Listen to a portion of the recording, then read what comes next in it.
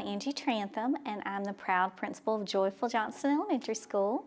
This is my 3rd year here. Well, initially, the lack of communication was what those of us that live on this side of town experienced first. It was, we were kind of isolated and didn't even realize the impact that was going on everywhere else.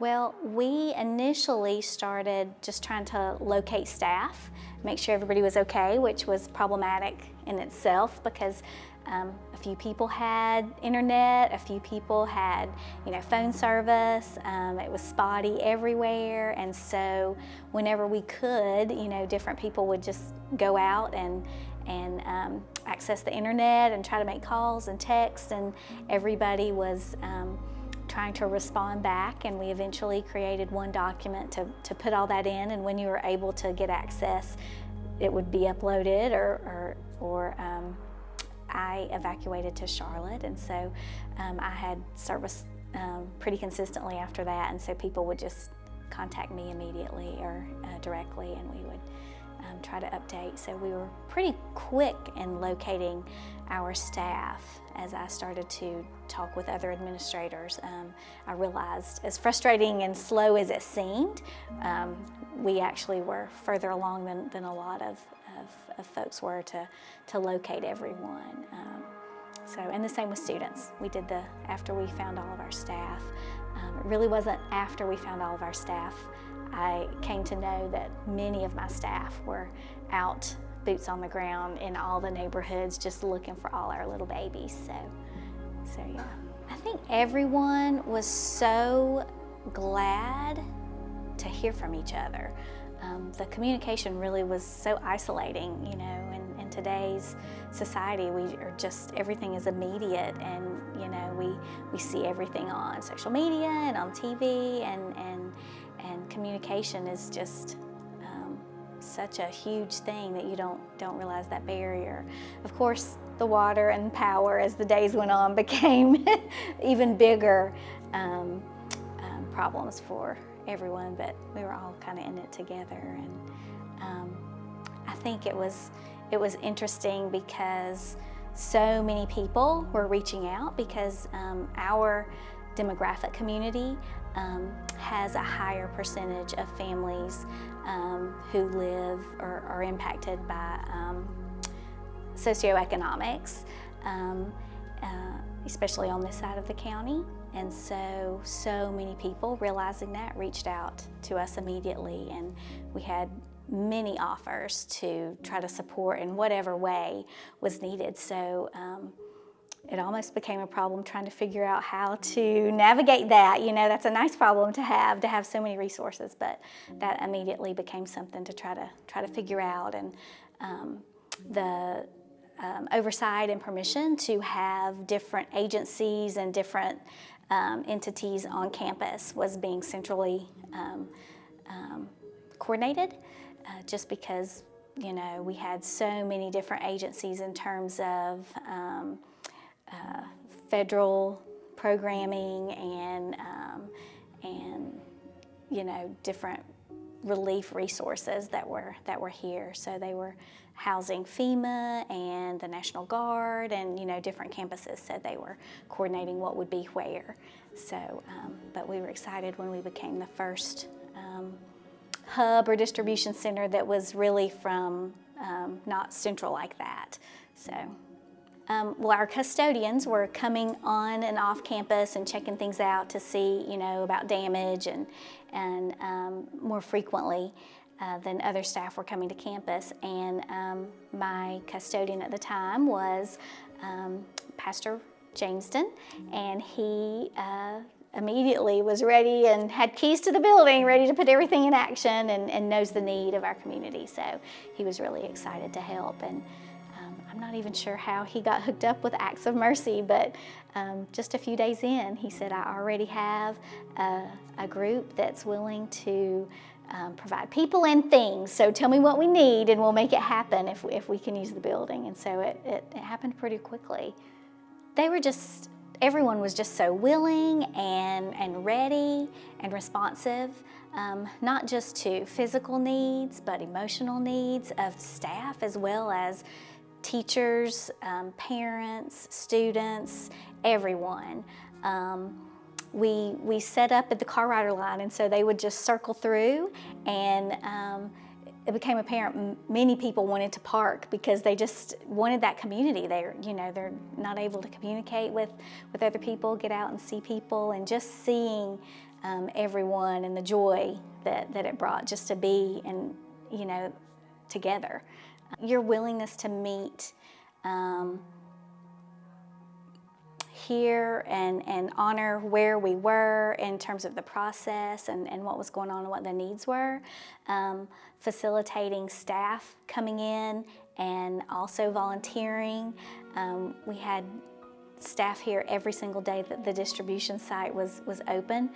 It wasn't required for them to be on campus, but there was no way to hold them back either. And it was just a great, everybody getting to know each other and, being in it together and seeing so many people come together to support Johnston. It was really uplifting.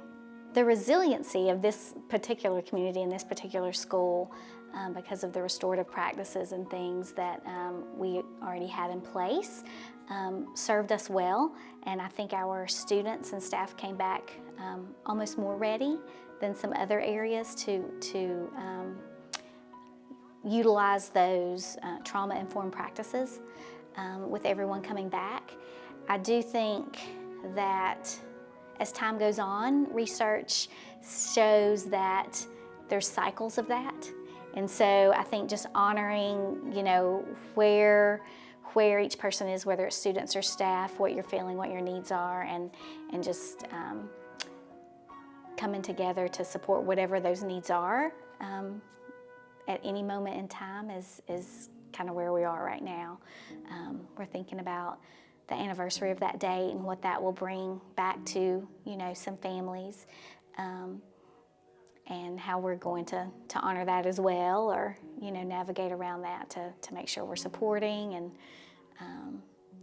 not re-traumatizing or bringing things back, but also honoring that and trying to work through that. So I think again the resiliency of my students. I think, and of course, we did not get hit in the same way as other areas of the county, and we're not still experiencing that in the same devastating way.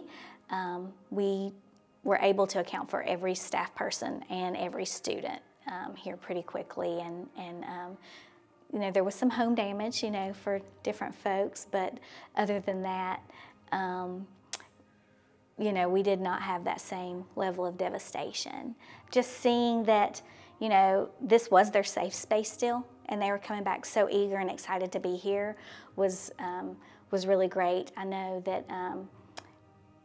especially my support staff, my counselor and my social worker, were really nervous about everybody coming back and will we be able to navigate that and support everybody. But I clearly remember right after we came back, I didn't realize how nervous she was, and she kind of had a catharsis and kind of let it go and was just like, I was just worried that we wouldn't be able to do it. And it's been beautiful, and there's just been so much hope and help. And we had counselors and social workers from across the state who came here. Every single school had multiple student service workers that were in the building at least the first couple of days. And so I think that was really helpful and appreciated. I think Acts of Mercy, just coming into our building, we're very appreciative of that. We were able to open a resource center. Acts of Mercy donated to that as well. It also has extra food and just other kinds of supplies that we realized when parents were coming through the donation center that we didn't keep here. And so we have lots of those kinds of things for ongoing needs for our families that we can access immediately without having to go out or to outsource that somewhere else. And I think helping us get that set up, as well as being willing to work with other agencies. Another agency, I think, purchased the shelving for that and things like that, and just everybody was always willing to, it was not for the name of Acts of Mercy to be out there. In fact, every time I would talk about, we're gonna, post you on social media, or, let others know, or can we take a picture, it was very much, that's not what we're here for. We really just want to be here. And it was very evident, whatever the need was, for water, the distribution sites for water, not bottled water, but potable water. You all set that up and would come every time it needed to be refilled, and I didn't even know at the time that you all were doing that part of it either. Like it was just there, and it just stayed filled, and I didn't even know who to contact. And Jameson said, "Oh, that's us. We're doing that too." So I mean, just very humbling and humble, and not needing the recognition, but just always there to do whatever it was that we were asking for. I think you all helped sponsor. When our staff came back, and we kind of had a little get together, and we carved pumpkins, I think, and had some snacks and things like that, and you all helped set up that just so they, had an easy time coming back and spending some time together. So it was really nice.